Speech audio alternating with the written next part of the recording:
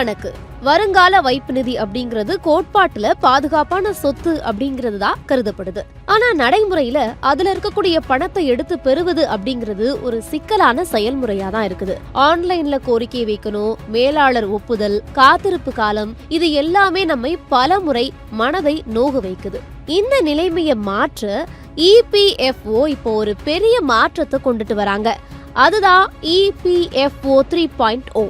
இந்த மேம்படுத்தப்பட்ட தளத்தின் மூலமா PF உறுப்பினர்கள் வங்கி கணக்கை போலவே ATM கார்டு வழியாக தங்களுடைய PF பணத்தை நேரடியாக எடுக்க முடியும். இந்த வசதியை பயன்படுத்த UAN எண்ணையும் ஆதார் எண்ணையும் உங்களுடைய வங்கி கணக்குல இணைத்திருக்கணும். இதற்கான கடைசி தேதி ஜூன் 30 அறிவிக்கப்பட்டிருக்குது. தற்போதுள்ள செயல்முறைகள் 20 நாட்கள் வரை நேரம் எடுக்கும். ஆனா புதிய மாற்றங்களால இந்த நேரம் மிக மிக குறையும். PF பணம் UPI வழியாகவோ ATMகள் வழியாகவோ எடுக்கப்படும் அப்படிங்கிறதுனால 1 லட்சம் வரை அல்லது 50% வரை திரட்டிய தொகையை எளிதாக பெற முடியும்னு எதிர்பார்க்கப்படுது. இது ஒரு புரட்சிகரமான மாற்றம் தான். ஆனா முக்கியமாக தெரிஞ்சிருக்க வேண்டியது என்ன அப்படின்னா, இது வரி தாக்கங்களோட வருது. 5 வருட சேவைக்கு முன்னாடி பணத்தை எடுத்தால் வரி விதிக்கப்படும். 50,000க்கு மேல் எடுத்தால் 10% TDS கட்டப்படும். அதனால PF பணத்தை எடுக்க விரும்பும் போது சிந்திச்சு செயல்படணும்.